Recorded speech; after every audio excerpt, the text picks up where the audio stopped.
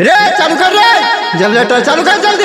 Hello hello hello, जितने भी orchestra में डांसर आई हैं कृपया कर जल्द से जल्द मंच पे आने का कष्ट करें, नहीं तो मार होने वाला है। Shivangi recording studio Rajgir.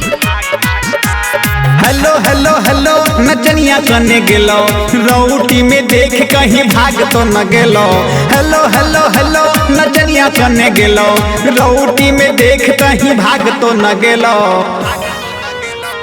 बरतिया बाला पे ध्यान तू रखी हाँ, ना तो लेके जैतो भाग भाग भाग। बरतिया बाला पे ध्यान तू रखी हाँ, ना तो लेके जैतो भाग भाग भाग।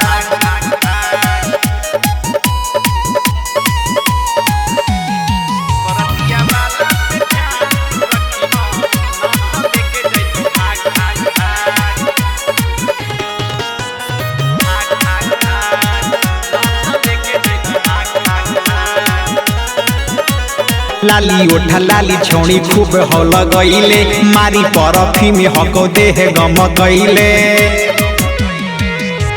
लाली ओठा लाली छौड़ी खूब हो लगैले, मारी परफी में हको देह गम कैले। चढ़ल देखी जवानी रे भैबा, बढ़ल हको परेशानी रे। कि हेलो हेलो हेलो, ई लाइन कट गेलो, जल्दी से देख कहीं मार तो न भेलो। हेलो हेलो हेलो, कि लाइन कट गेलो, जल्दी से देख कहीं मार तो न भेलो। डीजे वाला पे ध्यान तू रखी हाँ, न लेके जीतो भाग भाग भाग।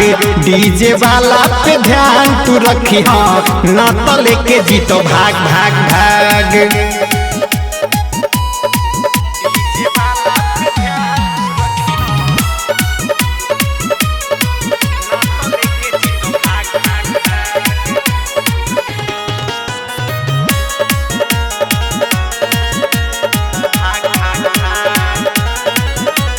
बालू के कमाई के पैसा हको लागल, बढ़िया से नाच न तहियो हम पागल।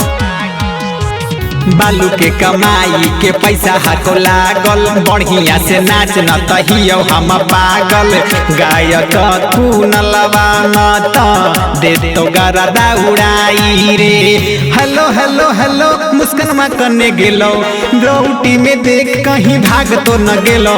हेलो हेलो हेलो, मनीषवा कने गेलो, रौटी में देख कहीं भाग तो न गेलो।